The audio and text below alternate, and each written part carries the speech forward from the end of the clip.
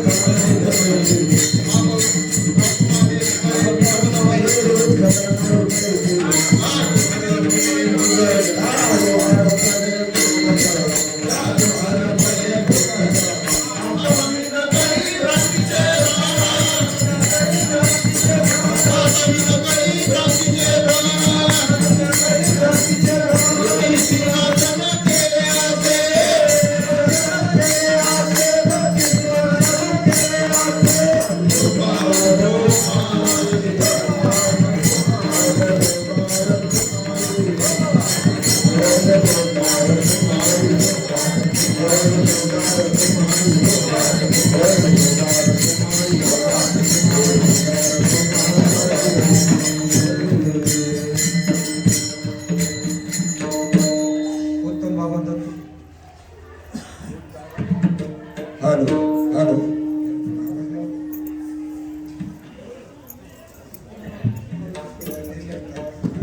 Hello hello hello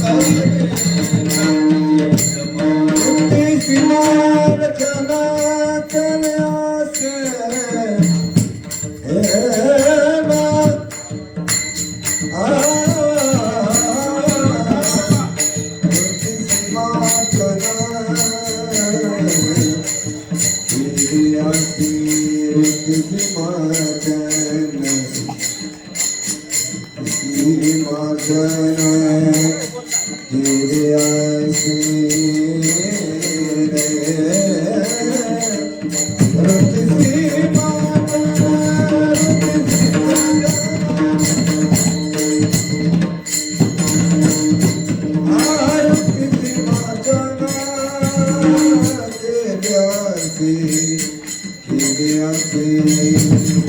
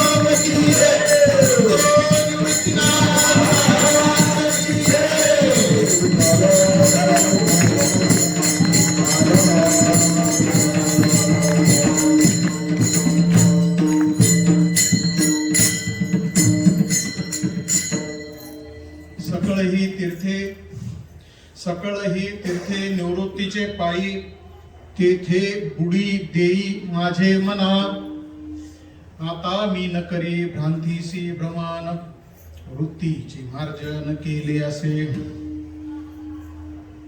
एकार्णव झाला तरंगो बुडाला तैसा देह झाला एक रूप आता मी न करी भ्रांतीचे भ्रमण वृत्तीसी मार्जन केले असे बाप रखुमा देवी वरे नवल पै केले बाप रखुमा देवी वरे विठ्ठले नवल पै केले तारू हरविले मृगजळी आता मी न करी भ्रांतीचे भ्रमण वृत्तीसी मार्जन केले असे विठ्ठला विठ्ठला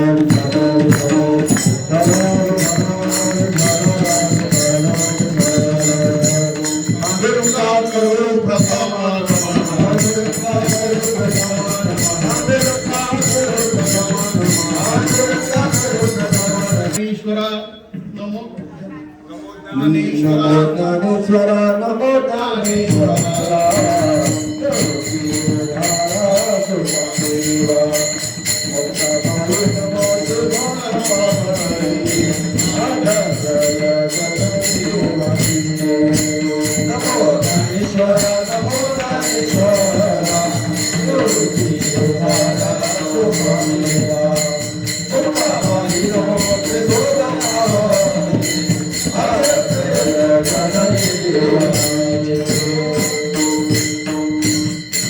संताची माथाचरणावरील साष्टांग हे करी दंडवत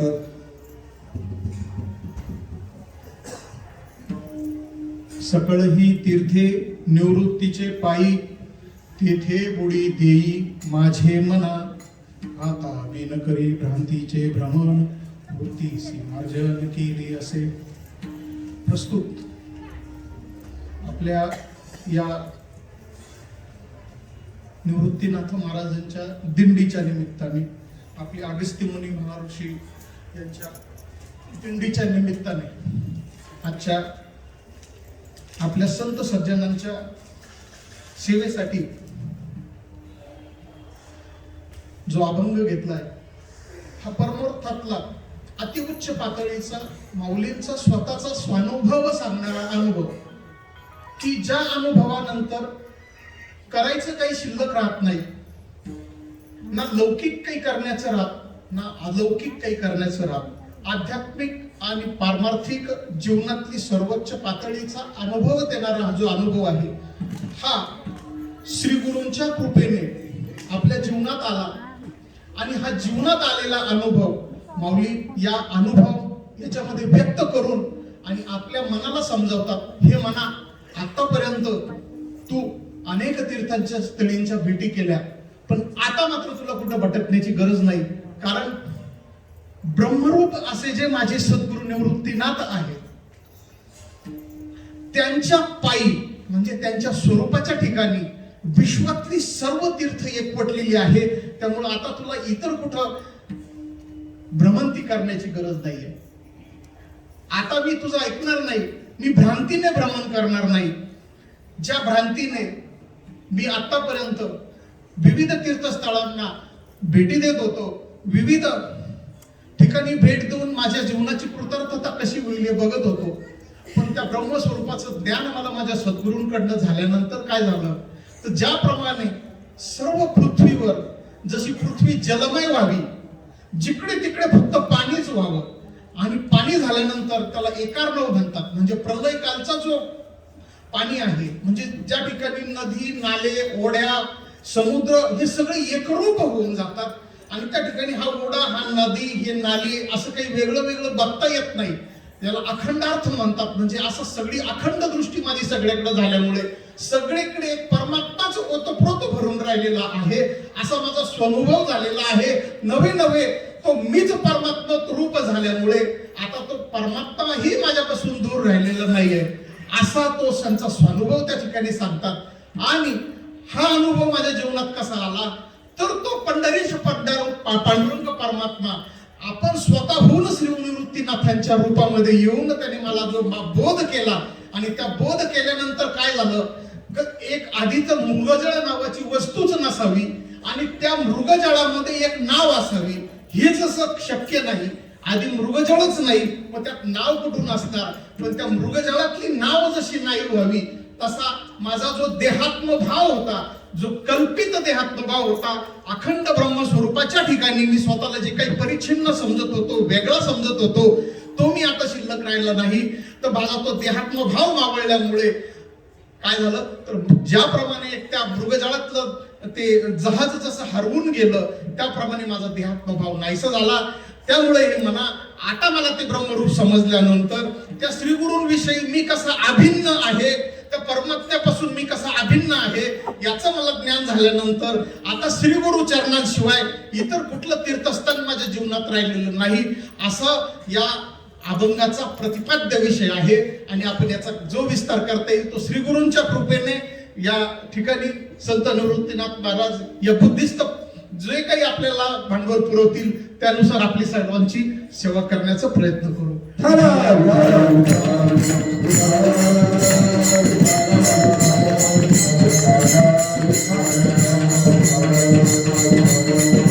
परिहार द्यायचा तो असा, महामुनी अगस्ती महाराज तसेच आपल्या गावाचं परमदैवत रामेश्वर भगवान वारकरी पायी दिंडी सोहळा पाटोद्यापासून म्हणण्यापेक्षा आपण अंकाईपासून तर पाटोद्यापासून आपण त्र्यंबकेश्वर पर्यंत इतक्या वर्षांपासून आपण हा किती वर्ष आहे, 61वे वर्ष आहे बघा. परमार्थामधली 61 म्हणजे आपल्या जीवनामध्ये लोक 61 साजरी करतात, 61 साजरी करतात. 700 वर 61 लागली की लोक त्याचा सोहळा साजरा करतात, आणि त्या 61 साजरा करण्याचा मान मला मिळाला तुमच्या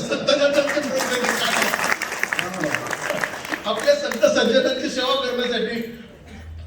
बाबा निवृत्तीनाथ महाराजांनी आपल्या बुद्धीमध्ये सांगितलं की त्या बावटाला बोलून आणा, नाही का काय, म्हणजे खरं सांगू का, आता मी कुणाचं नाम निर्देश नाही करत, पण ही सर्व मंडळी आहे यांच्या अंगा खांद्यावर नाही का लहानपणापासून वाढलेलो आहे, आणि त्यांनी जसं जसं सांगावं तसं तसं ऐकावं. खरोखर नावं घ्यायला थोडं थोडं काही पुराणी नावं घेतो. एक हरिभक्त पर्यंत आपली रुंजा बाबा, लक्ष्मण महाराज रामगडकर, सोपान काका करंजीकर, बाळाबाबा धगे दिनवाडीकर, भागवत बाबा, नामदेव महाराज पठाडे, दगोबाबा काळी कानडीकर, या सगळ्यांच्या मांडीवर खेळलोय बरं का. म्हणजे लहान होतो आम्ही, ती कीर्तनाची जागा फिक्स असायची, तिथं बसायचं आणि तिथून असं चुरून गुळ पण खायचा बरं का. आणि कीर्तन झाल्यावर अक्षरशः शिरसगावचे कीर्तनात तर मी आणि तो नवनाथ आपल्या दादा महाराजांचा एका बाजूने मी एका बाजूने नामदेव महाराजांच्या मांडीवर आम्ही दोघं जण बसलेले. आज आपल्याला त्याचं त्या काळात महत्व नाही जाणवलं, पण जेव्हा त्यांची ती शब्द आपण त्यांच्याच कृपेने आत्ता ऐकतोय आणि ते ऐकल्यानंतर तो परमात्म्याचा अनुभव जेव्हा आपल्या जीवनात येतोय, आणि त्यावेळेस आपल्याला कळतंय की या लोकांनी आपल्यावरती नकळत काय काय म्हणजे पुण्य फळले बहुत दिसा, झालो सन्मुख तो कैसा, भाग्य उदयाचा ठसा संत चरणी पावलो, नाही का. किंवा त्या संतांच्या भेटीने काय नाही काय सांगू आता, उपकार मज निरंतर जागवती, काय द्यावे असे व्हावे उतराई ठेवीत हा पायी जीव थोडा, नाही का? या संत सज्जनांच्या कृपेने तुमच्या सर्वांचा कृपा आशीर्वाद या कासवीची जशी दृष्टी असते ना माऊली, त्या दृष्टीतून ती जशी आपल्या पिल्लांचं रक्षण करते ना, तसं या सगळ्या दृष्टीतून ते ज्ञानामृत आपोआप तिकडनं पाजारात फुटतो. काय निघतं बाहेर राम नाही सांगता येत नाही, पण जे निघतं ते काय आपलं कल्याण करेल आपल्यालाही माहित नाही. कुठल्याही आपण वारकरी संस्थेत गेलो नाही, काहीच नाही, फक्त या संत सगळ्यांचा संघ आणि त्या संघाचा परिणाम इथं 4 शब्द आपोआप श्रीगुरूंच्या कृपेने फुटायला लागले, नाही का? तर आजचा थोडासा परिहार फक्त याच्यासाठी द्यायचा होता की खरंच या सर्वांच्या मस्तक आपल्या चरणी ठेवावं आणि आपली जीवनाची कृतार्थता करून घ्यावी. मस्तक हे पायावरी वारकरी संतांचा, वारकरी संतांचा, वारकरी संतांचा, मस्तकरी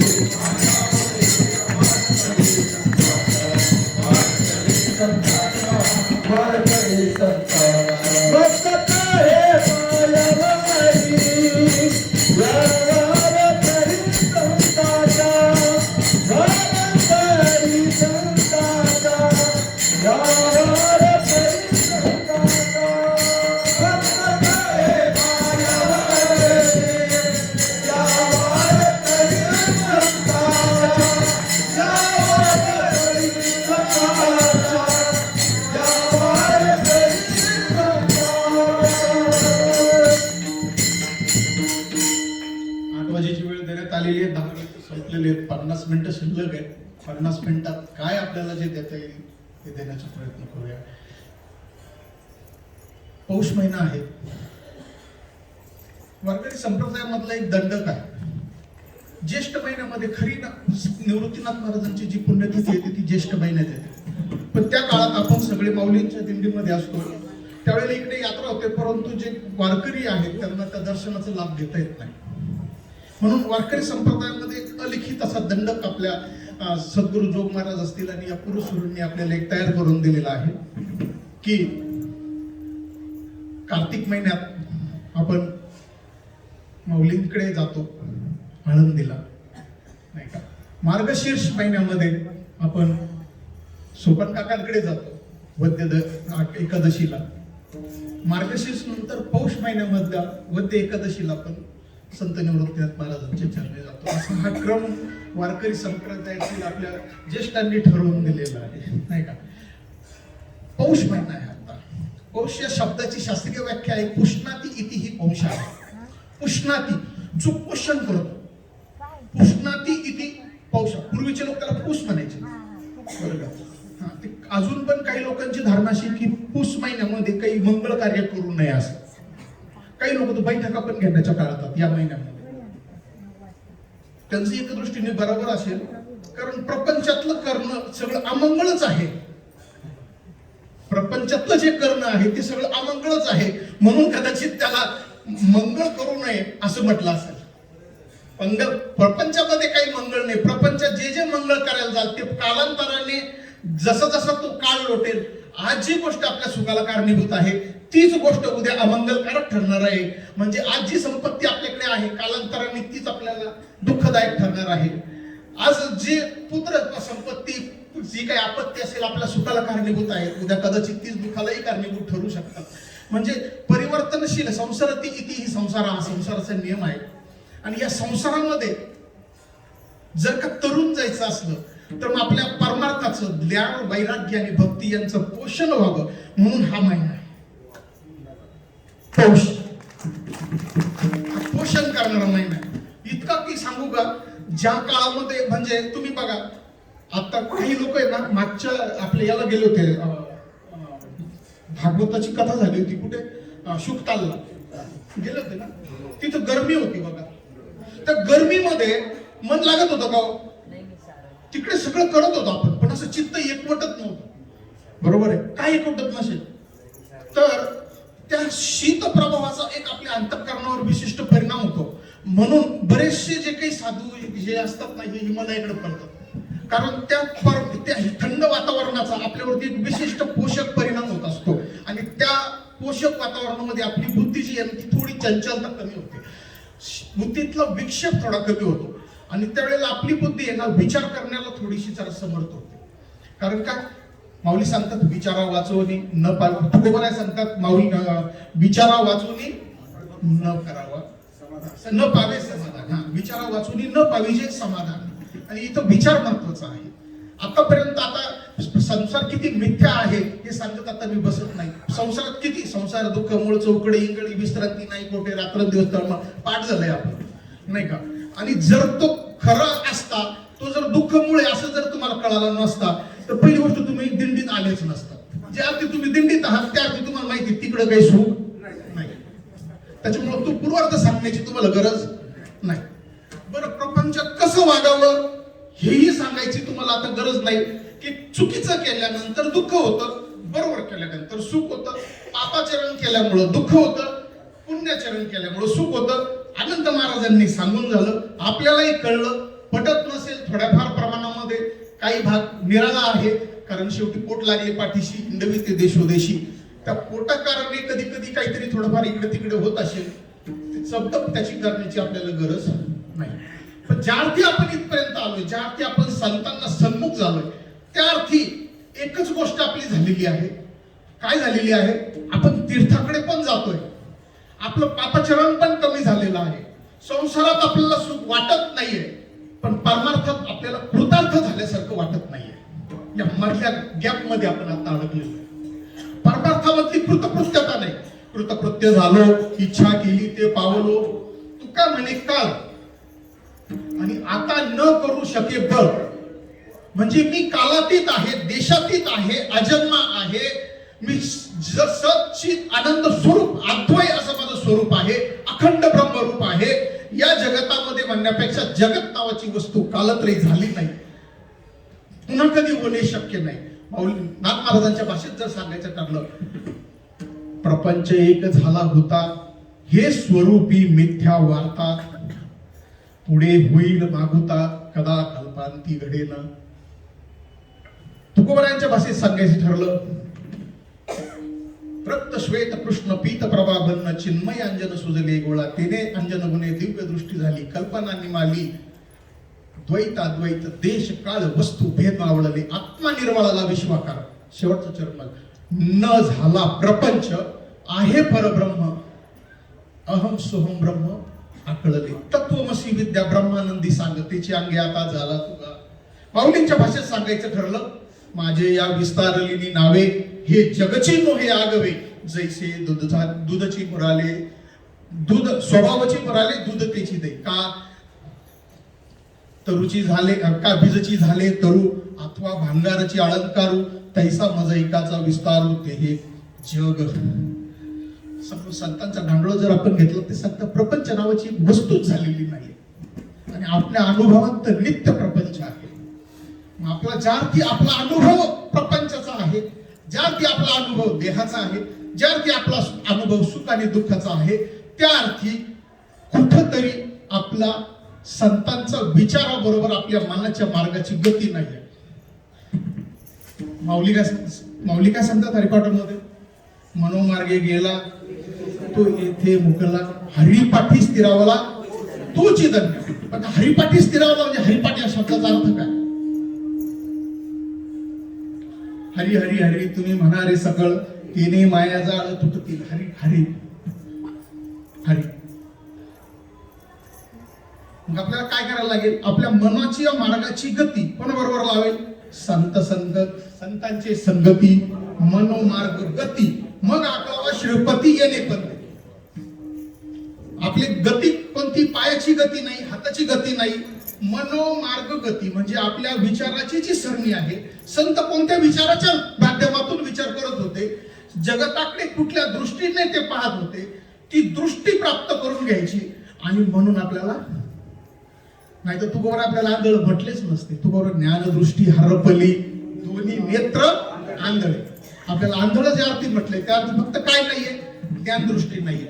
आणि ती ज्ञानदृष्टी नाही झाल्यामुळे हे 100 पुत्र निर्माण होत आहेत. बरोबर आहे? बरं स्वतः तर काय केलं धृतराष्ट्राने? आंधळा. बरं ती बायको बघण्यासारखी आहे, बरोबर आहे, म्हणजे ती बुद्धी, ही धृतराष्ट्र ही बुद्धी जी आहे ना, ही गांधारी आहे बरं का, डोळे बांधलेली बुद्धी. म्हणजे तिला विचार करण्याची पात्रता आहे, पण तिने काय केलं, ती विचार पार करण्याची पात्रता सोडून दिली आणि स्वतःच्या डोळ्यावर काय केलं, म्हणजे तिकडे आधी आदळ, त्याच्यात या बुद्धीची गाठ पडली. आता या दोघांची जी संपत्ती तयार होईल ती कशी तयार होईल संतती. म्हणून हा सगळा महाभारताचा प्रसंग पुढचा. आणि हे सगळं कुठं चाललंय, इथे चाललंय बरं का, त्रेतायुगात नाही चाललंय, द्वापार युगात नाही चाललंय, इथे चाललंय. आणि आपण याच्यासाठी कुठं चाललोय, तीर्थाला चाललोय. कुठे चाललोय, अनंत तीर्थाला. प्रत्येक जण वेगवेगळ्या तीर्थाच्या ठिकाणी चाललंय. थोडस वर्णन तीर्थाचं करून मूळ आपल्या अभंगाकडे परत येऊ. तीर्थ या शब्दाचा अर्थ काय, तारयती इति तीर्थ, जे तारतं ना त्याला तीर्थ म्हणतात. मग ते तारणारं तीर्थ कुठलंही असेल बरं का. तीर्थाचे अनंत प्रकार आहेत, त्याच्यामध्ये एक स्थावर तीर्थ, त्याला भौम तीर्थ असं पण म्हणतात, एक मानस तीर्थ, एक जंगम तीर्थ. स्थावर तीर्थ म्हणजे आता हे सप्तपुरी आहे, चार आपले धाम आहेत, सप्तपुऱ्या आहेत, 12 ज्योतिर्लिंग आहेत, नाही का, आणि आणखीन आपलं भुवैकुंठ पण आहे, पंढरपूर, नाही का. म्हणजे अशा प्रकारची जी काही विश्वातली सगळी तीर्थ आहेत, ही काय करतात, आपल्या पापाचा नाश करतात. काय करतात, अनंत प्रमाण आहेत त्याच्यावरती, प्रमाणांमध्ये जास्त जात नाही, फक्त आपल्याला मूळ विषयाकडे जायचंय, पण आपण त्यातला शब्द आपल्याला पार करून पुढे निघायचं. कुठलं प्रमाण असेल तर द्या तीर्थात येऊ द्या, जाऊ द्या, इकडे लिंक लागली आपली. हा, तर तारयती इति तीर्थ, हा 3 प्रकारचे तीर्थ त्याच्यात सांगितली, स्थावर तीर्थ, जंगम तीर्थ आणि मानस तीर्थ. स्थावर तीर्थामध्ये ही जी काही भौम तीर्थ आहेत आपण ती सांगितली. या भौम तीर्थांमध्ये ज्या वाहणाऱ्या नद्या आहेत त्यांना जंगम तीर्थ म्हणतात, म्हणजे त्या सगळ्यांचा पापनाश करत पुढे पुढे पुढे धावत चालत राहतात. या जंगम तीर्थांमध्ये अजून एक प्रकार जो मोडतो ते म्हणजे आपले संत. कारण संत एका ठिकाणी स्थिर राहत नाही, 3 दिवसापेक्षा जास्त एक ठिकाणी थांबत नाही. अलग लक्षात, ही जंगम तीर्थ आहेत, हे चालते बोलते तीर्थ आहेत. आणि त्याच्याही पुढे जाऊन बोलू का, तीर्थांचे जे तीर्थ आहेत ते संत आहेत.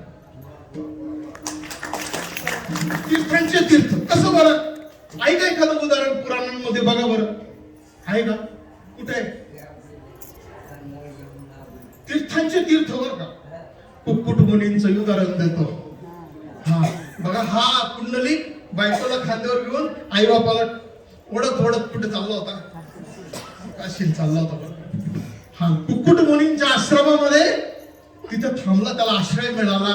रात्रीच्या वेळेला बघितलं, पहाटेच्या वेळेला बघितलं, त्या 3 मलिन झालेल्या त्या स्त्रिया आतमध्ये प्रवेश करतात. कथाभाग आपल्याला माहिती आहे, जास्त खोल जात नाही त्यामध्ये. आणि बाहेर येताना मात्र अतिशुभ्र वस्त्र परिधान करून त्या परत बाहेर येतात. त्याला प्रश्न पडला की या स्त्रिया आत जाताना अत्यंत बलीन होता आणि बाहेर आल्यानंतर या इतक्या पवित्र आणि अशा शुभ्र का झालेल्या आहेत.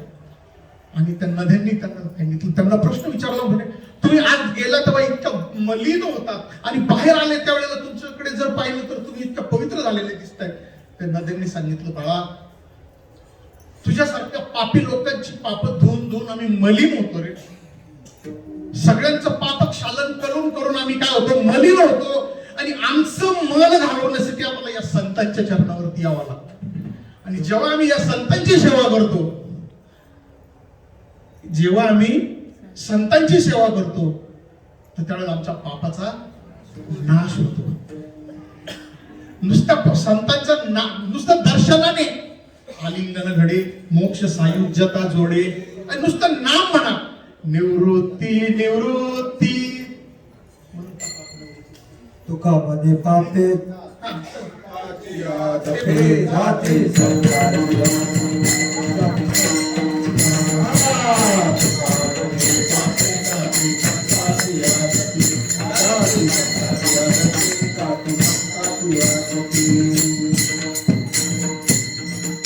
जाते प्रमाण देणार होतो. निवृत्ती निवृत्ती म्हणता पाप न उरे चित्ती.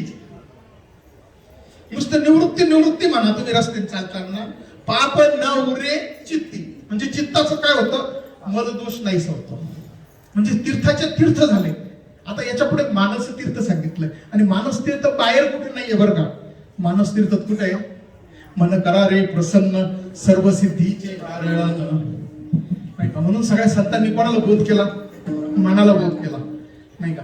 आणि त्या मनाला बोध करणारा हा अनुभाग आहे. म्हणजे ते मानस तीर्थाचंही पुढे अजून स्वरूप तीर्थाकडे घेऊन जाण्यासाठी जी वाटचाल आहे ती आपल्याला या अभंगाच्या द्वारे सांगतो. या अभंगामध्ये पहिलं चरण सांगितलं माऊलींनी की सकळ ही तीर्थे हे निवृत्ती नाथांच्या पायावरती आहे. आता या पाय या शब्दाचा जर का पारमार्थिक अर्थ आपल्याला जर धरायचा ठरला, आपल्या ठिकाणी बऱ्याच ठिकाणी, नाही का, ज्या ठिकाणी बऱ्याच ठिकाणी अभंगामध्ये पाय हा शब्द आलेला आहे, चरण हा शब्द आलेला आहे, नाही का? चरण न सोडिता सर्वथा तुझी आन पंढरीनाथा, नाही का? बऱ्याच ठिकाणी आलाय. चरण आणि पाय हा शब्द स्वरूप स्थितीच्या दृष्टीने वापरला जातो परमार्थामध्ये. स्वरूप स्थिती म्हणजे जी आपली ब्रह्मस्थिती आहे, आपलं जे स्वरूप आहे त्या स्वरूप स्थितीच्या ठिकाणी म्हणजे हे म्हणा तू त्या निवृत्तीरायांचं लक्षार्थाने जे लक्षार्थाने दोन प्रकारचे अर्थ आहेत, वाच्यार्थ, लक्षार्थ, आणि अजून एक अर्थ आहे भावार्थ. वाच्यार्थ म्हणजे काय? एक आई असते आणि ती मुलाला म्हणते ए उन्हात नको मरू ना, सावलीत मर. अर्थ काय घेतला तर बाहेरचे काय ऐकलं, काय आई आहे रे, बाळाला असं बोलते का? उन्हात नको मर मर म्हणावं काही ना, नाही, आपल्याला प्रश्न पडतो. पण लक्षार्थाने तिचं काय म्हणणं आहे की तू उन्हात नको खेळू, सावलीत खेळ. हा बौद्धिक लोकांच्या दृष्टीने हा अर्थ. आई काय म्हटली? आपल्या ग्राम्य अर्थ काय? उन्हात नको मरू, सावलीत मर. अर्थ त्याच्या लक्षार्थाच्या दृष्टीने, त्याच्या म्हणजे थोडं बौद्धिक पंडितकीच्या दृष्टीने उन्हात नको खेळू, सावलीत खेळ. भावार्थ काय? तिचं जे प्रेम अभिव्यक्त करण्याचे जे शब्द आहेत ना, ते शब्द तिच्या दृष्टीने फलकट आहे. काय? तिला भाव व्यक्त करायचे की हे माझ्या बाळा, तू तिकडे जर खेळलास तर तू आजारी पडशील, तुला त्रास होईल, तू इकडे खेळ. हा भाव जो आहे ना, हा भावार्थ सगळ्यांना कळतो बरं का. काय करतो? आता मी जे बोलतोय ना याचा भाव सगळ्यांना कळेल, कदाचित शब्दाचा अर्थ नाही कळणार, कदाचित त्या लक्षार्थाकडे नाही जाणार तुम्ही. पण जर भावार्थ ज्याला कळतो ना, परमार्थात तोच खरा अधिकारी आहे. शब्द किती नाही, शब्दाधीन हे वर्म. तुकोबराय सांगतात शब्दाच्या अधीन वर्म नाही. एका बाजूला तुकोबराय सांगतात शब्दाची आमुचे जीवाचे जीवन, शब्दाला देव पण म्हणतात. पण एका बाजूला काय सांगतात? येतो वाचा निवर्तन ते अप्राप्य मनस असा. जोपर्यंत वाचेचा शब्दांचा नाही शब्दाधीन वर्म आहे दुरी. त्याच्याही पुढे अजून एक सांगतो. माऊलींनी ज्ञानेश्वरीत पहिल्या अध्यायामध्येच ज्ञानेश्वरी कशी ऐकायची ते सांगितलं. हे शब्दे विन संवादिजे इंद्रिया नेनता भोगीजे बोला आधी झोंबीजे प्रमेयाशी. जर का तुम्हाला शब्दांशिवाय इंद्रियांशिवाय जर ऐकण्याची कला जमली तर या देहातून पुढचा शब्द काय निघणार आहे आणि पुढचा भाव काय प्रगट होणार ते तुम्ही तिथं बसून ठरवू शकता. खोटं वाटेल, हे डबडे 4 मोबाईलचे, तिकडून एक ब्लूटूथ चालू केला, इकडे जर चालू केला तर तिथून इथे जर मेसेज पाठवता येतो. तर या दोन देहांमधलं जे अंतःकरण उपाधीने फक्त आपल्याला वेगळं दिसतंय, तर ती चैतन्य मात्र एक जे आहे, तर तिथं तयार झालेला भाव इथं उमटत नसेल का? तुम्ही असं म्हणाल मग याला काही प्रमाण? बोला ते जो बोलविता तोची श्रवणामादी स्वता येणे अन्वये श्रवण करिता शब्दे निशब्दता अतिगुण. भागवतामधलं प्रमाण. बोला ते जो बोलविता म्हणजे ज्या स्फूर्तीने ज्या सत्तेने इथून बोल निघतायत ना, तीच सत्ता तिकडे काय करते? ग्रहण करते. वेगळ्या भाषेत सांगू का? हा माईक आहे, याला सत्ता विजेची आहे. ज्या सत्तेने हा माईक इकडून आवाज खेचतोय ना, त्याच सत्तेने हा स्पीकर तिकडनं आवाज बाहेर फेकतोय.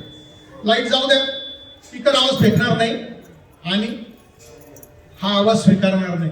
याच्यातलं मुर्ज होऊन द्या, प्राण जाऊ द्या, ही इकडून बोलणार नाही आणि तिकडच्याला पुढच्याला पण ऐकत. साधे शरीर कोणाची आसते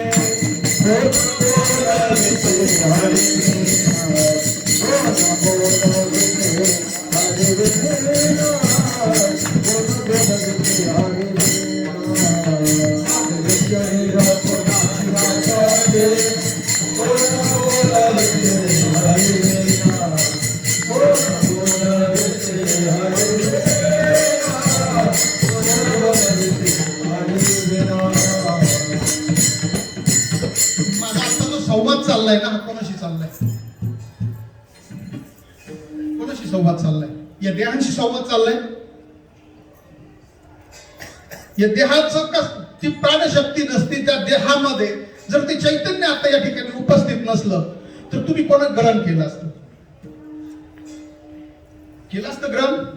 मग कोणाशी बोलतोय आता? अरे अमर आहा खरे की पहा खोटे हे, न म्हणा देह माझा मग भरावसा कळे. कैचा धाक सकई कया फुले, देवाची बरे तुका म्हणे खरे तुम्ही देवा मान्य. पण त्याला आड घातली बघा तुकोबारांनी एका अभंगामध्ये. कारण ह्या अभंगाने ना असं ऐकल्यानंतर थोडा अहंकार स्फुरण होऊ शकतो आपला. त्याच्यात दुसरा एक अभंग, देह नव्हे मी हे सरे उरला, अर्धा तसा संपवला. देह नव्हे मी हे सरे, देह नव्हे मी हे सरे उरला उरे विठ्ठल. देह नव्हे मी इथपर्यंत ठीक आहे, पण हेही सरे. मी देह आहे हेही सोडून द्यायचं, मी चैतन्य हेही सोडून द्यायचं, जसं आहे तसं राहायचं. कसं राहायचं? बुद्धी टाकून राहायचं. काय याचाही अभिनिवेश घ्यायचा नाही, याचाही अभिनिवेश घ्यायचा नाही, दोघांचाही अभिनिवेश न घेता जल वाहता आलं बस. प्रत्यक्ष भगवंत जाणीव नेणीव भगवंती नाही, हरी उच्चारणी पाही मोक्ष सदा. तुकोबरा एक आपल्याचा जाणवणी नेन ते करी माझे मन, तुझी प्रेम खून देवनिया मग मी व्यवहारी असे न वर्तत, जेवी झळा आत पद्मपत्र. ऐकोनी न ऐके निंदा स्तुती कानी, जैसा का उन्मनी योगीराज. देखोनी न देखे प्रपंच हा दृष्टी, स्वप्नीची या सृष्टीची इगजीवी. तुका म्हणे ऐसे झाली वाचून करणे तो श्रम वाटत अशी. जोपर्यंत असं होत नाही तोपर्यंत सगळं करणं परमार्थ हा काय श्रम आहे. म्हणजे दिसत असते काली सुद्धा ती वस्तू नाहीच आहे, याला आपल्याला काय म्हणायचंय? मग आता अशी जेव्हा दृष्टी आपली होईल की जगत सगळं दिसत असताना सुद्धा जगत नावाची वस्तू आत्ताही नाहीये, मागेही नव्हती, भविष्यात होणे शक्य नाही, अशा प्रकारचा आपला बुद्धिस्त निश्चय जेव्हा होईल. जी बुद्धी नालायक आहे, सगळं प्रपंच दाखवती, काय करून घेती, त्याच बुद्धीला योग्य काम लावल्यानंतर ती बुद्धी आपल्याकडनं काय करून घेईल? बुद्धी निश्चय आत्मज्ञान ब्रह्मरूप भावी आपण ब्रह्मनिष्ठा राखे पूर्ण तत्परायण हरनिश. त्या बुद्धीला कुठं लावायचंय? इकडे लावायचंय. आता काय झाली होती? मलिन झाली होती. मग आता काय झालं? परमार्थामध्ये ह्या साधना सांगितलेल्या आहेत. अंतरंग साधना, बहिरंग साधना, यज्ञ करणं, यज्ञोपवीत करणं, कर्म उपासना करणं, आपल्या वारी करणं, नामस्मरण करणं, या सगळ्या ज्या आहेत आधी बहिरंग साधना आहे. सगळ्या एकदा साधना झाल्या की मग आपल्यामध्ये काय होते? शुभेच्छा जागृत होते. शुभेच्छा झाल्यानंतर काय जागृत होतं आपल्यामध्ये? आपण विचारू लागतो, कायमी उद्धार पावे, कायमी उद्धार पावेना, काय कृपा करणारायना, ऐसे तुम्ही दाता संतांना, हराचा मोरा तुमचा माझे, कायमी उद्धार पावेना, काय कृपा करणारायना, ऐसे तुम्ही दाता संतांना.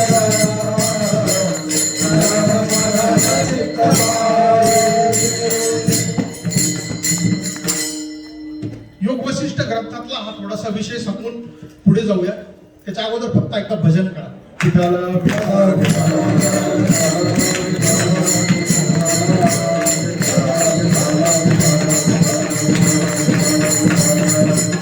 फक्त 7 वाक्यामध्ये 7 स्टेप सांगतो.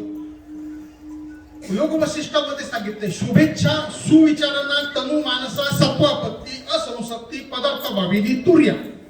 अशा 7 पदार्थामधल्या पायऱ्या सांगितल्या. तर पहिली आहे शुभेच्छा. शुभेच्छा म्हणजे भाऊ मला कसं काही सुख मिळेल, म्हणजे मला कसं सुख मिळेल असं आपल्या अंतर्मनामध्ये वाटणं, काय मी उद्धार पावेन असं वाटणं. आणि असं आतमध्ये वाटल्यानंतर मग तो काय करायला लागतो? आधी त्याच्या मनाची तयारी झाली. ज्या ती मनाची तयारी झाली, सरायचं आपल्यावरती ईश्वर कृपा झाली. 4 प्रकारच्या कृपा आहेत: ईश्वर कृपा, श्रीगुरु कृपा, शास्त्र कृपा, अंतःकरण कृपा. ईश्वर कृपा आपल्यावर अर्धी झाली आहे, कारण आपल्याला मनुष्य देव प्राप्त झालाय. कारण म्हणजे मनुष्य देहात येण्यासाठी आपण काही प्रयत्न केले का? नाही. ज्यावरती आपण काही प्रयत्न केले नाही त्यावरती आपण इथपर्यंत आलो. ईश्वर कृपा झालेली, ईश्वर कृपा झालेली. पण आपल्यावर संत कृपा परोक्षत्वाने झाली आहे का नाही झाली आहे? परोक्षत्वाने का झाली आहे? कारण आतापर्यंत आपण ऐकत आलेलो आहे. ऐकता ऐकता की परमार्थामध्ये असं सुख आहे, प्रपंच दुःखमूळ आहे, सतत परिवर्तनशील आहे, हे परोक्षत्वाने ऐकून का होईना आपल्या मनाची ती धारणा झाली आहे की आता मला माझा उद्धार करून घ्यायला पाहिजे. कारण का शेवटची पाळी एक मनुष्य जन्म चुकलिया वर्ग फेरा पडे. हे मला कळलंय की आता मला परत जर का खाली जायचं, एक तर खाली जाईल, एक तर वर जाईल. वर गेलो तर स्वर्गाधिकारीकडे जाईल, तिथून पण परत इथं जगाची पुण्याची पावटी सरी सवयची इंद्रपणाची उठी उतरे येऊ लागेल ती माघारे मृत्यूला काही इथं यावं लागेल. खाली गेलो तर परत आणखी सगळ्या स्वान शुक्रदी जे काही योनी आहे तिकडे जावं लागेल. म्हणजे काय झालं, जेव्हा पाप पुण्य समसमान होतं, आपल्याला हा भाग माहिती आहे म्हणून थोडासा फास्ट सांगतो की पाप पुण्य समसमान झाल्यानंतर आपल्याला मनुष्य देहाचा वारा लागला. मनुष्य देहाचा वारा लागला, शुभेच्छा झाली, म्हणजे आपल्यावरती पहिली गोष्ट ईश्वर कृपा झालेली आहे. आता राहिला प्रश्न काय? पुढची कृपा आहे संत कृपा किंवा श्री गुरु कृपा. बरोबर आहे. आता सुविचारणा परमार्थातली दुसरी स्थिती काय सांगितली? शुभेच्छा नंतर सुविचारणा सांगितली. एक विचारणा झाली, एक सुविचारणा झाली. विचारणा म्हणजे प्रपंचातलं, मुलीचं लग्न कसं करू, याचं कसं करू, त्याचं कसं करू, ती विचारणा आहे, दुःखाला कारणीभूत आहे. सुविचारणा म्हणजे काय? तर आता माझं कशाने कल्याण होणं आहे असं आपण सत्पुरुषाला, सत्शास्त्राला श्रवण करून, मनन करून, नीतिदर्शन करून विचारणा आहे. म्हणजे काय? म्हणून पहिली भक्ती काय सांगितली? नवविधा भक्तीमध्ये श्रवण सांगितलं, नाही का? म्हणजे काय सांगितलं? काना वाटे मी नैनासी आलो, नाही का? म्हणजे मी कुठून सगळ्यात पहिला प्रवेश कुठून होतो? कानात. एखाद्याला मी जर का समजा आता एखाद्याला म्हटलं तुला काही अक्कल नाही, किती वेळामध्ये परिणाम होतो? त्याला म्हटलं का तू देव आहे, किती मिनिटात परिणाम व्हायला पाहिजे? होतो का? नाही होत. का बरं नाही होत? त्याचं कारण नाही. चित्तामध्ये मल, विक्षेप, आवरण हे 3 प्रकारचे दोष आहेत. आणि या मल दोष जो आहे हा आपला संत संगतीने जातो, सत्शास्त्राच्या श्रवणाने जातो, नामस्मरणाने जातो. विक्षेप ज्याला म्हणतात, विक्षेप म्हणजे मनाची चंचलता, बाहेरून जे काही आध्यात्मिक आदी भौतिक आपल्यावरती जे त्रास होणार आहे, जोपर्यंत देव उभा आहे तोपर्यंत विक्षेप दोष जाणार नाही, म्हणजे जाणार नाही. बरोबर आहे. तिसरा आहे आवरण दोष. मलदोषाची निवृत्ती आपल्या पापी आज्ञेची काही आपली पापता पुण्य निर्मिती होते, त्याच्यातनं होते. हरिमुखे म्हणा पुण्याची गणना. या सगळ्या हरिनामाच्या उच्चारातून आपलं काय झालं? पाप जात आहे, नाही का? राहिलं काय? विक्षेप दोष. मी आहे कोण करावा विचार मने ज्ञानेश्वर निवृत्तीचा. ज्ञानेश्वर मौली काय सांगतात की मी आहे कोण हा विचार करा आधी, मने ज्ञानेश्वर निवृत्तीचा. आणि जोपर्यंत मी आहे कोण हे कळत नाही, मग आता ते कळत नाही ना, म्हणून आपले कुठं मध्ये गाडा अडकले. इकडं करमत नाही, इकडचं सापडत नाही, आपलं गाडा कुठं अडकलंय इथं. मग आता सुविचारणा. मग सुविचारणा करायला गेल्यानंतर एक छोटासा दृष्टांत सांगतो. थोडंसं आपलं हलकं फुलकं बोलू होईल, हे खूपच जळजळ झालं नाही का वेदांतातलं. तर काय झालं, एक असंच एक विचारायचं कोणाला, हा पण एक प्रश्न आहे. एक असंच एक जावई होता, नुकतंच लग्न झालं, पूर्वीच्या काळची स्थिती. लग्न झाल्यानंतर त्याला असं वाटलं की आता खूप दिवस झाले. त्याला लग्नानंतर पहिल्यांदाच त्यालाच वाटलं की एकदा सासरी जाऊ. कोणाला वाटलं? जावायला.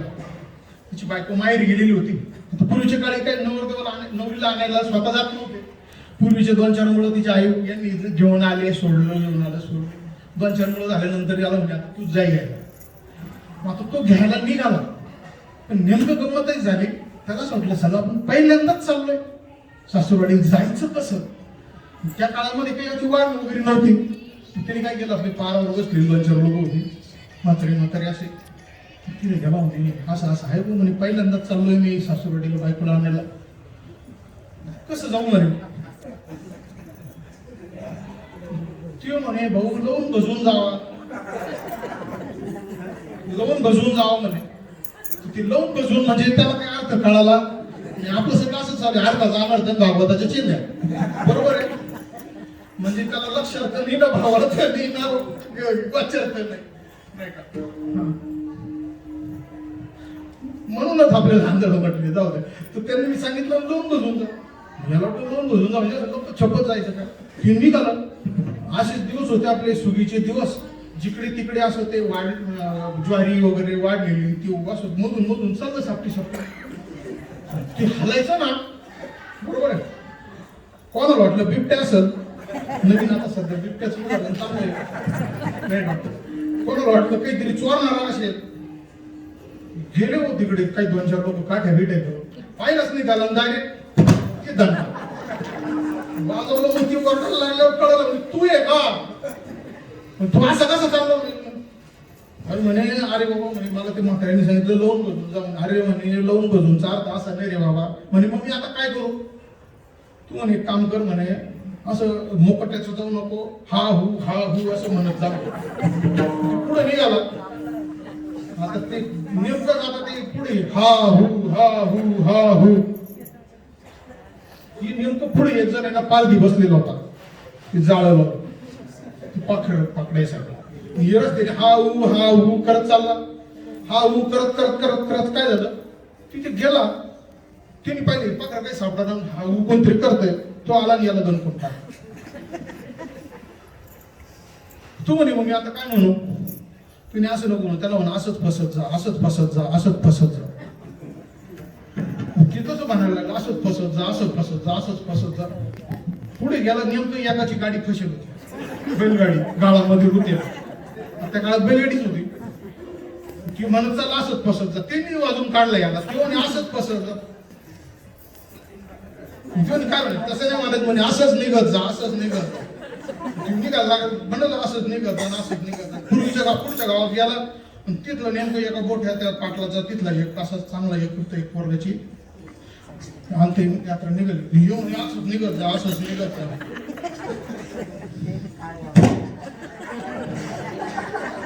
कळालं का. शेवटी ते विचारलं, काहीच म्हणू नको भाऊ, गोपट्याचा जातो. आलं लक्षात. तसं हा मुक्तिरूपी पत्नीला आणण्यासाठी निघालेला जो साधक आहे, हा अनंत वाचाळ बरळती बराळ त्या कैसा दयाळ पावे हरी, नाही का. अनंत लोकांना विचारलं, ज्याचा अधिकार नाही, ज्याच्या ठिकाणी क्षत्रियता नाही, ब्रह्मनिष्ठता नाही, अशा प्रकारच्या सद्गुरूला शरण जाऊन त्याने काय सांगितलं, मी म्हणतो तू म्हण, चल माझ्या मागे, नाही का. आणि एकाशी नाही, अशी स्थिती झाल्यानंतर म्हणून सुविचारणा जर करायची असेल, क्षत्रिय ब्रह्मनिष्ठाने अशा सद्गुरूंना भेटून आणि त्या ठिकाणी काय झालं पाहिजे. आणि ते काय करतात, आपल्याला सुविचारणा केल्यानंतर तनुमानसा म्हणजे काय, तर तनाने आणि मनाने त्या ठिकाणी श्रीगुरु काय करतात, आपल्याला भेटल्यानंतर तर त्याला आपल्याला महावाक्याचा उपदेश करतात. त्या ठिकाणी आपल्याला काय करतात की त्या बोधाचा उपदेश करतात, की ज्या बोधाने आपली देहबुद्धी जाईल. तुकोबराय सांगतात, तुका म्हणे कानी ऐकिली मात तोची घात झाला जीवपणा. माऊलींच्या भाषेत जर बोलायचं ठरलं तर काना वचनाची ये बेटी, सरिसाची पै किरीटी, वस्तू होऊन उठी कवनू एक. ना बाबांच्या भाषेत बोलायचं ठरलं तर कानी जे पेरिले, डोळा ते उगवले, व्यापक भरले तिने लोक. म्हणजे काय, काना वाटे मी नयनासी आलो, शेखी नयनाचा नयन मी झालो. काना वाटे हा शब्द जर कानात प्रवेश करतो आणि नयनाचा नयन होतो, म्हणजे जी ज्ञानदृष्टी आपल्याला प्राप्त होते, आणि त्या ज्ञानदृष्टींनी सगळं जगत आपल्याला ब्रह्मरूप दिसायला लागतं. असं आपल्याला होत नाही. असं का नाही होत, तर आपल्या ठिकाणी दुसऱ्या चरणामधला एक भ्रांती नावाचा शब्द आहे. तर या भ्रांती म्हणजे भ्रम म्हणजे काय, तर एखाद्या गोष्टीचं जसं आहे तसं न कळणं, त्याला शास्त्रीय भाषेत अध्यास म्हणतात. अभ्यास म्हणजे काय, अभिआस, जी गोष्ट जशी आहे तशी न कळता ती विपरीत रूपाने दिसणं, याला म्हणतात अभ्यास. आता हा अभ्यास म्हणजे काय, तर आता इथे खुर्च्या पडलेल्या आहेत, सरळ सरळ प्लास्टिक आहे, पण ते प्लास्टिक न दिसताना आपल्याला खुर्चीच्या रूपाने प्रकट होतं. म्हणजे जी गोष्ट जशी आहे तशी न दिसल्यामुळं विपरीत रूपाने आपल्याला ती दिसायला लागली, आणि ती विपरीत रूपाने दिसली म्हणजे काय झालं, आपल्याला अध्यास झाला, भ्रम झाला. सर्प होता दोरीमध्ये, मंद अंधकारामध्ये आपल्याला दोरी पडलेली होती, दोरीवरती आपल्याला त्या मंद अंधकारामध्ये भास झाला, आणि त्या ठिकाणी आपल्याला सर्प भासला. आपण पळालो, गुडघे फुटले, सगळं काही झालं. रज्जू सर्पाकार भासले जगदंबर तुकोबरायांचा सर्वांचा पाठ आहे. पण हा जो भास आहे, तर एकदा जर का त्याला ती टॉर्च दाखवली आणि त्याला दोरीचं ज्ञान झालं, दोरीचं ज्ञान झाल्यावर त्याला परत एकदा सर्प दिसत नाही. तसं अखंड सच्चित आनंद स्वरूप अद्वय निरामय निर्गुण निराकार सच्चित आनंद स्वरूप परब्रह्म स्वरूप असताना सुद्धा ते मला जगताच्या रूपाने प्रतीत होत आहे. मी स्वतः सच्चित आनंद रूप असताना सुद्धा मी देहाद्वयाने माझा परिचय करून देतो आहे. त्या ठिकाणी मला इथं आपण अध्यास झालेला आहे. तर अध्यास काय झालेला आहे, तर मी देह आहे अध्यास झालेला आहे.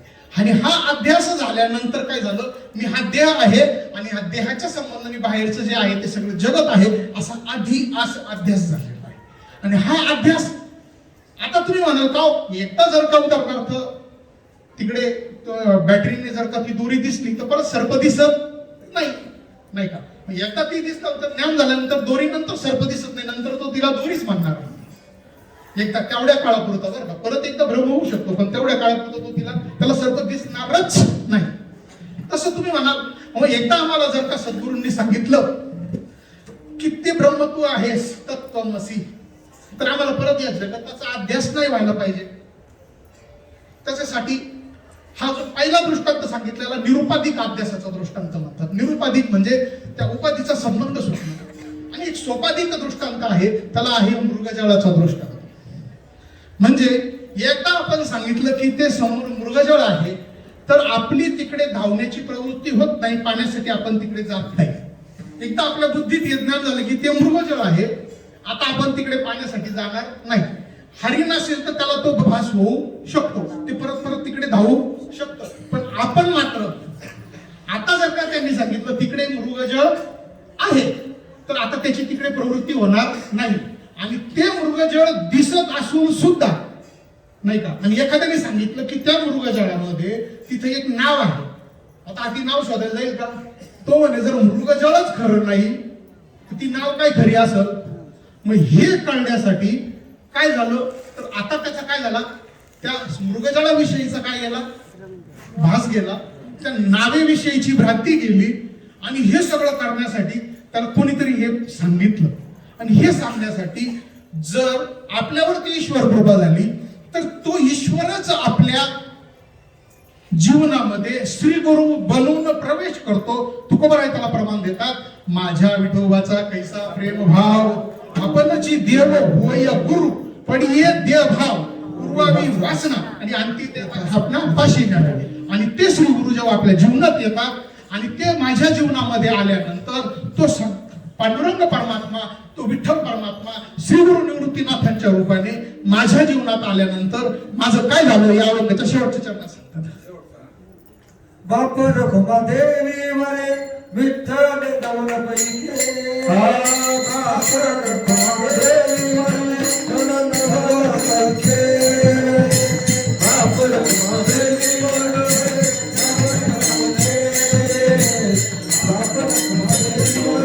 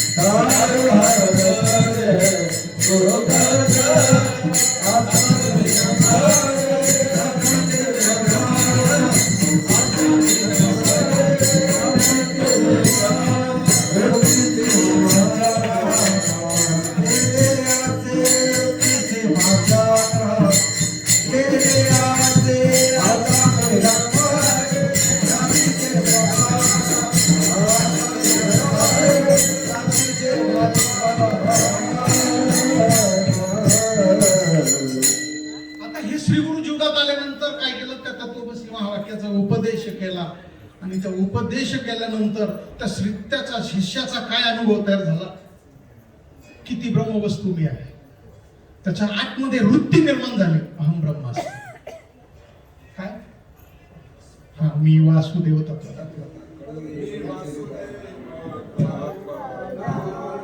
हे वासुदेव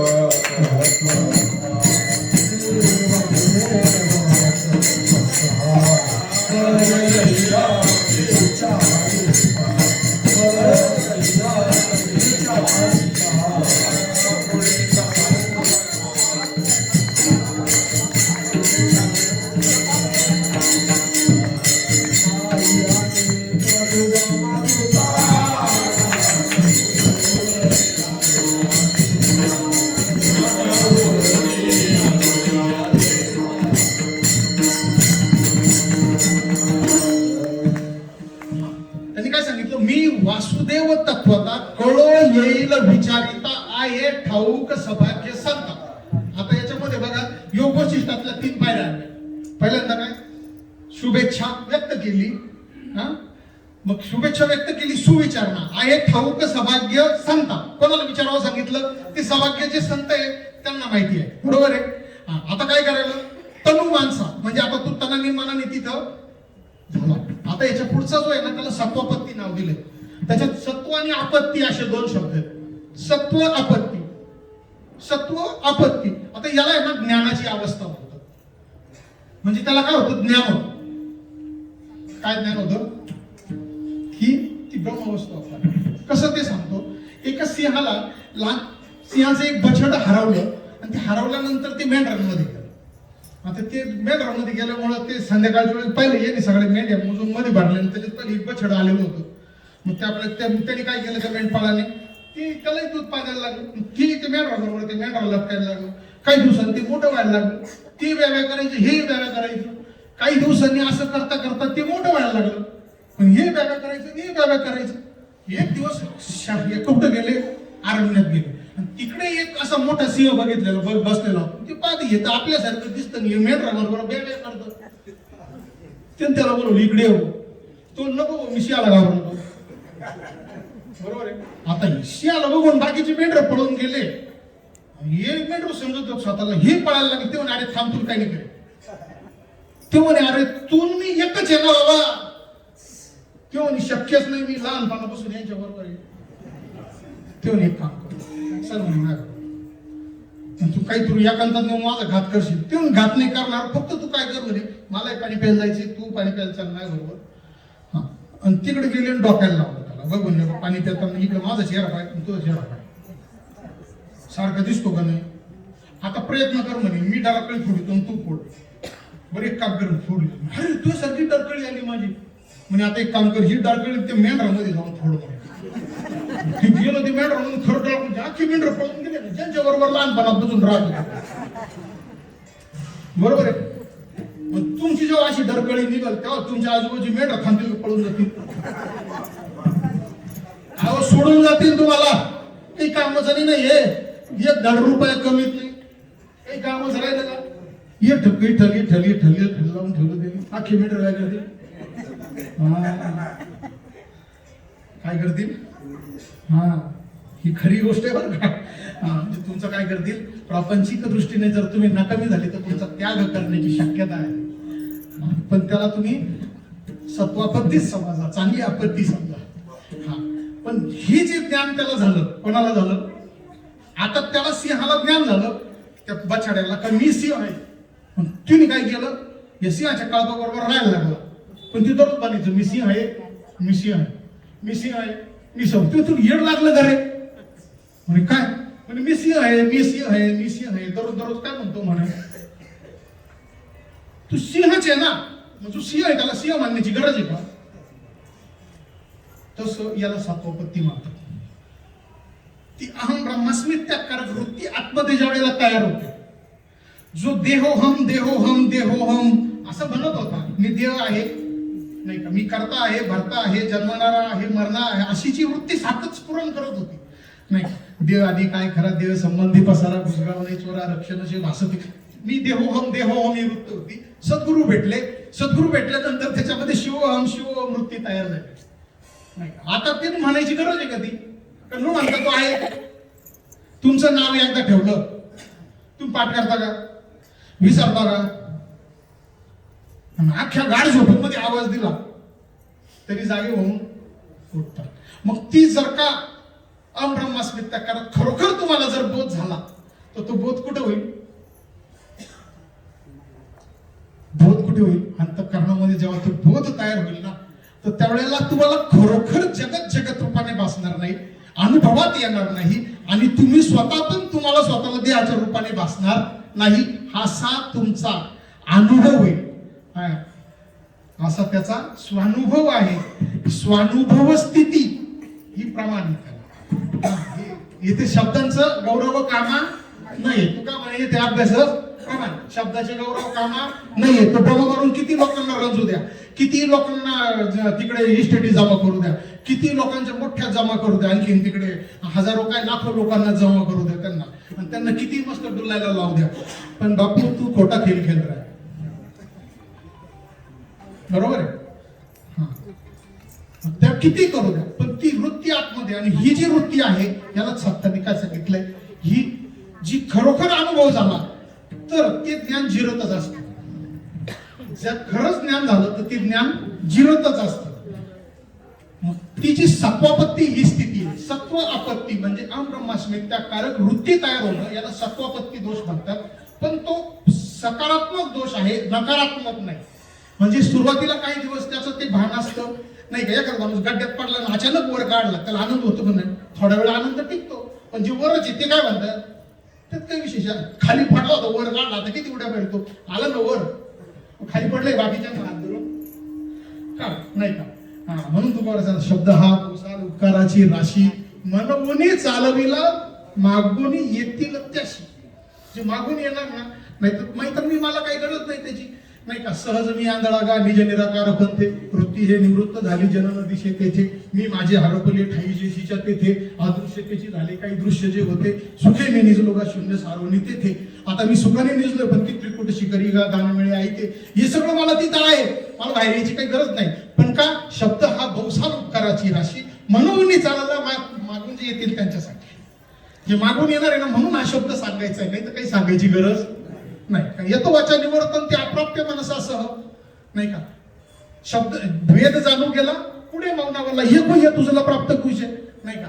म्हणजे शब्द त्या ठिकाणी थांबतो आणि अशी जी स्थिती झाली तर अखंड अशी दृष्टी त्याची तयार होते. म्हणजे जो सध्या सुरुवातीला सद्गुरूंनी सांगितलं तत्वमसी, मग त्याला कळालं अयम आत्मा ब्रह्म, मी आत्मा ब्रह्म रूप आहे.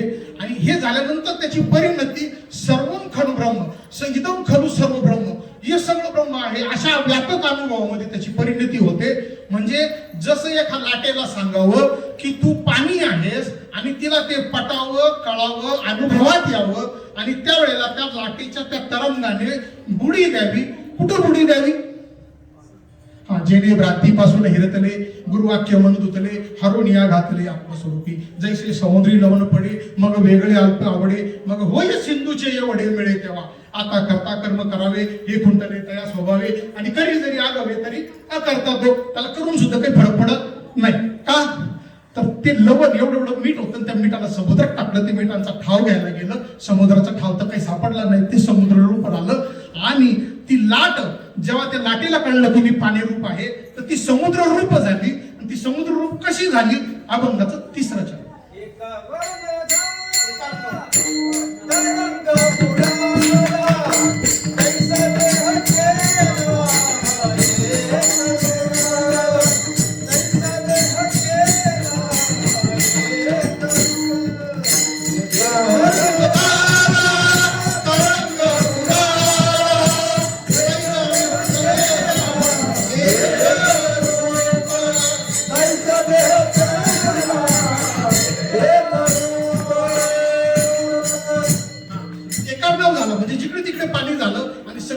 झाल्यानंतर त्या तरंगाने पाहिलं तर जिकडे पाहावं तिकडे मीच आहे, समुद्र रूपाने मीच व्यक्त होतो आहे. असं त्या व्यापक अनुभवामध्ये त्याची परिणती होते. अशी परिणती झाल्यानंतर मोबावली काय सांगतात, आता दुसऱ्या चरणाकडे यायचंय. तर आता या शब्दाची जी योजना आहे, आता हा शब्द संस्कृत मधल्या अथ या शब्दापासून तयार होतो. आता हा शब्द 3 प्रकारे वापरता येतो. आताचा पहिला अर्थ आहे प्रारंभवाची, म्हणजे सुरुवात करण्यासाठी आपण आता म्हणतो. एखाद्या विषयाचं बदलायचं असेल तर त्याला आपण आता म्हणतो. आणि अनंतरेवाची, आता म्हणजे इथून पुढं असं जर वापरायचं असेल तरी त्याला आता म्हणतात.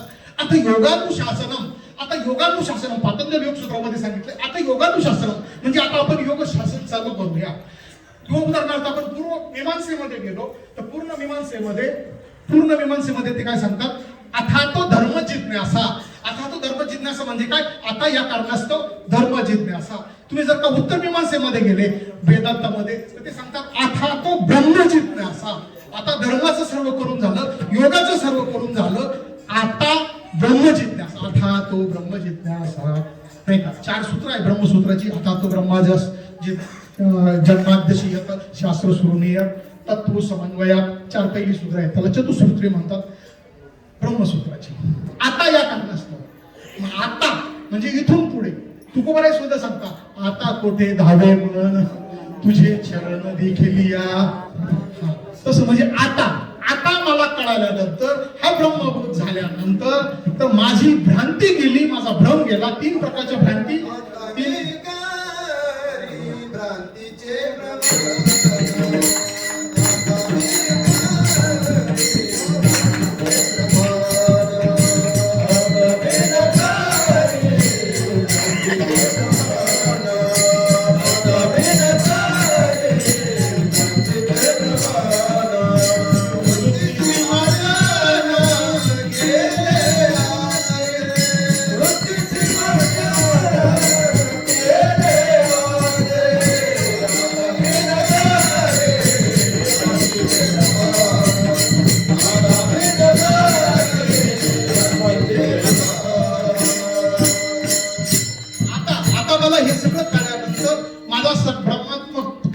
जीव ब्रह्मात्मैक्य बोध झाल्यानंतर तो परमात्मा आणि मी वेगळा नाहीये, तुझे जवळ घडे तवतर संसार भय जोडे. जोपर्यंत तो माझ्यापासून वेगळं वाटत होता तोपर्यंत मला भयाची चिंता होती, तोपर्यंत मला जन्म मरणाची चिंता होती. पण आता मला माझं स्वरूप कळाल्यानंतर माझं जन्म मरणाचं भय मिटलंय. आता मला कर्तृत्व भाव राहिला नाही, अहम कर्तृत्व भाव राहिला नाही. मी एक करता, हे एक कर्म आणि हे मी करणार हा माझ्यामध्ये भाव राहिला नाही. तर का, आता करता कर्म करावे हे कुठले त्या स्वभावे, करी जरी आगवे तरी करता तो. किंवा त्याच्या पुढे 5व्या अध्यायामध्ये सांगता, पश्चन श्रुलन स्पृष्टन जिग्नन नशनन गच्छन स्वपन श्वसन प्रलपन विसृजन ब्रोहन निमिचन नपी इंद्रियानी इंद्रियार्थेषु वर्तन्त इति धारय. कळलं? पश्चन शृण्वन स्पृष्टन जिग्नन नशनन गच्छन स्वपन श्वसन. सोप्या भाषेत सांगतो, पाहत असताना, बोलत असताना, खात असताना, पित असताना, सगळं काही करत असताना डोण्याची निमिष म्हणजे पापणी सुद्धा हलत असताना हे सगळं मी करत नाहीये किंवा मी करतोय अशी त्याची भावना नाही. इंद्रियाने इंद्रियार्थेषु वर्तन्त इति धारण. ही इंद्रिय त्यांच्या पूर्व स्वभावाप्रमाणे वर्तन करतायत असं तो फक्त बघतो. आता आपल्याला दुःख होतं का, हे दुःख झालंय असं आपल्याला कळतं? आपल्याला दुःख होत नाही महाराज. या अंतःकरण दुःखी झालंय असं आपल्याला कळतं. आपल्याला भूक नाही लागत, या शरीराला अन्नाची गरज आहे असं आपल्याला कळतं. शरीरात पाणी कमी झालंय असं आपल्याला कळतं. हे शरीर जाण्याच्या मार्गावर आहे असं आपल्याला कळतं. आपण जात नाही. तुकोबारांच्या भाषेत, काहीच मी नोहे कोणी गावीचा, एकट ठाईचा ठाई एक नाही जात कोठे, येत फिरोनिया अवघेची वाया विन बोल. नाही आम्हा जावे मरावे लागत आहे ना. तुका म्हणे नामरूप नाही आम्हा वेगळा त्या अकर्माशी. आम्हाला नामही नाही, रूपही नाही, कर्मही नाही, काहीच नाही. असे आम्ही आहोत, असं आमचं स्वरूप आहे असं मला कळालं. कारण का, आम्ही कुठे अडकलो होतो, या भ्रांतीत अडकलो होतो. आणि ती भ्रांतीची सोडून आमची सद्गुरूंनी करून दिली. देशभ्रांती, कालभ्रांती आणि आत्मभ्रांती 3 प्रकारच्या भ्रांत्या शास्त्रामध्ये सांगितलेल्या आहेत. आत्मभ्रांती म्हणजे मी कोण आहे हे न कळणं आणि त्याचा परिणाम म्हणून या देहाच्या संबंधाने मी आहे असं म्हणणं आणि देह संबंधाने जे आहे त्यांना माझं म्हणणं, याला आत्मभ्रांती म्हणतात. आत्मभ्रांती नंतर येते देशभ्रांती, कालभ्रांती. देश कालभ्रांती. देश म्हणजे मी आता एका विशिष्ट देशामध्ये आहे. इथं नाशिक नावाचा एक परिसर आहे, तिथे एक गंगा नावाची आपल्या गोदावरी आहे, त्या तटावर मी आता या क्षणाला उभा आहे आणि हे परिच्छिन्नत्वामुळे मला जाणवत आहे. म्हणजे एका विशिष्ट उपाधीचं मी जेव्हा तादात्म्य घेतो ती उपाधी आता या क्षणाला इथं उभी आहे, म्हणून मला या खिडकीतून पाहिल्यावर वाटतं की मी इथं आहे. वास्तविक जर का मी या देहाचा ते आत्मभाव टाकला तर मी आत्ताच आहे. आत्ताच कुठं आहे? तैसे संकल्पोनी काढिले जयाचे मनचे चैतन्य झाले, त्यांनी एक देशी व्यापिले लोकत्र. पूर्ण प्रबंध तद्विधी प्रणिपातेन परिप्रश्नेन सेवया उपदेक्षन्ति ते ज्ञान ज्ञानीनच तत्वदर्शिन ते ज्ञान पैगा बरवे जरी मनी हाती आणावे संताया बजावे सर्वस्वीची. जे ज्ञानाचा घोडा ते सेवा हातात म्हणता तो ओळगोनी करी सोडा तरी तनु जीवे सर्नाशी लागावे अगर्वता करावे नाश सकळ मग अपेक्षित जे आपुगे ते ही संगती पुशी जेने अंतःकरण बोधले संकल्पा नाही. म्हणजे तैसे संकल्पापासून त्याला काढलं, तैसे संकल्पोनी काढले जयाचे मनची चैतन्य झाले. ते मन किसं दिसताना परिच्छिन्नात्मक दिसत होतं. त्या मनाला जेव्हा व्यापकत्वाचा बोध झाला, एकदेशीय असताना सुद्धा तिन्ही लोकांना व्यापून आता या क्षणाला ते मन असतं, असा त्याचा स्वानुभव असतो. तो जगातामध्ये व्यक्त करण्याची गोष्ट नाही. आणि हा जो स्वानुभव आहे ती ज्या भ्रांतीमुळे होता, त्या देहात्मभ्रांतीमुळं, त्या तिन्ही भ्रांत्या गेल्यामुळं आता मला काय झालं, आता मी न करी भ्रांतीचे भ्रमण. कारण वृत्तीचे मार्जन केले असेल. मार्जन म्हणजे स्वच्छ करणे. सडा समार्जन हा शब्द आपल्याला माहिती आहे. सडा म्हणजे सडा मारून मार्जन करणे म्हणजे स्वच्छ करणे, आपलं अंगण स्वच्छ करणे. तसं जनाबाई सुद्धा एक ठिकाण हरी यावो माझे मंदिरी नाही घरी नाही घरी आता कोणी. म्हणजे माझ्या घरात आता कोणी नाही. तो कामरूपी नवरा माझा बाहेर गेलेला आहे, तो क्रोधरूपी साजरा माझा बाहेर गेलेला आहे. आता माझ्या घरात तू मी एकली आहे, भगवंत तू ये. असा तिचा तो गौरवीचा अभंग आहे, जात्यावरचा अभंग आहे. माझा पूर्ण पाठ नाही आहे किंवा आता आपलं स्मरण येत नाही असं म्हणा. तर तो अभंग आहे. म्हणजे हरी माझ्या घरी या. आता आपल्याला काय करायचं, तर हरी आपल्या घरी या हे सगळं खरं आहे. आणि तो आपल्या व्यापकत्वाच्या बोधाने आपल्याकडे आलेला आहे. आणि आता हा व्यापकत्व बोध झाल्यानंतर आता मी कुठं जायचं, तर ज्यांनी मला हा बोध करून दिला अशा त्या श्री निवृत्ती रायाच्या चरणीच फक्त मी आता डोकं ठेवेल. कारण आता देव म्हणून शोधण्यासारखी वेगळी कुठली वस्तू नाही राहिली. म्हणून मी आता सगळी तीर्थ कुठं आहे अभंगाचं पहिलं.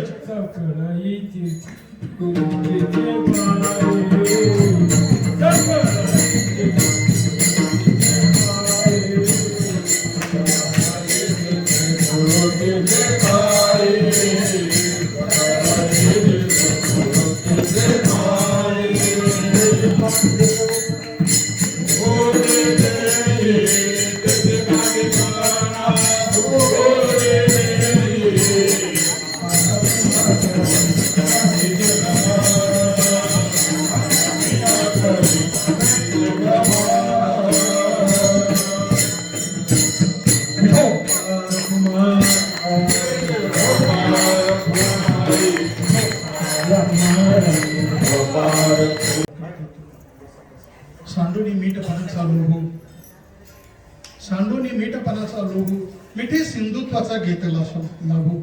देवी अहम देऊनी शंभू शांभवी झालो. शिवशक्ती समावेशी नमन केले आईसे रंभा गर्भ आकाशे रे गाता जैसा.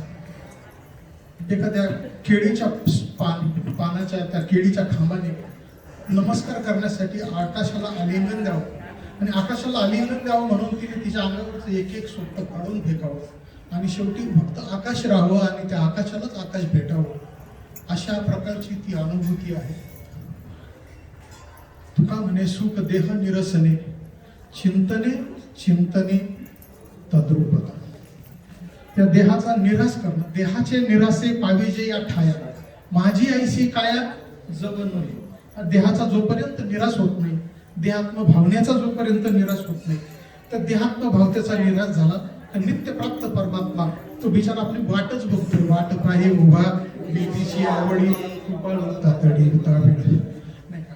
तर भगवंत आपली तातडीने वाट बघतोय. कधी हा माझा हा अंश माझ्या पाठीमागे फिरेल आणि मला एकदा डोळ्याने बघेल आणि मग एकदा जर भेट झाली तर झाली या भेट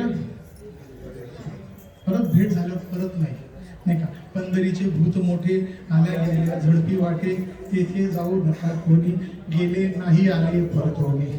तिथे एकदा तुम्ही गेलात तो परत येऊ देत नाही. तू का पंढरीशी गेला पुन्हा मागा जन्मा नाही आला किंवा पुन्हा माघारी नाही आला परत तिथून येता येत नाही. नाही का. एकदा जर का तो त्या दुधाचं जर काही एकदा तूप झालं ना, त्या तुपाला परत दुधाची परिणती आणता येत नाही. त्या ताकातून तुम्ही लोणी काढा, त्याला गसंडी भरून कितीही परत त्या या ताकात लोटा, परत ते ताकात परत ते मिसळत नाही. तसं ते जे संत आहेत त्या स्वानुभवाला प्राप्त झालेले आहेत, ते आपल्यामध्ये दिसतात पण आपले नसतात. ते त्यांच्या स्वानुभवामध्ये, त्यांच्या रंगामध्ये असतात. नाही का, रंग लागू सर, त्या रंगामध्ये ते रंगलेले असतात आणि त्या रंगाचा रंग आपल्यावरती कधीतरी पडावा, असे संत सद्गुरू आपल्या जीवनात यावे, अशी श्री निवृत्तीनाथांच्या चरणी प्रार्थना करतो. जी काही झालेलं, जी काही या उपाधीच्या माध्यमातून प्रगट झाले, हे सगळं संतांचं प्रसाद आहे माऊली.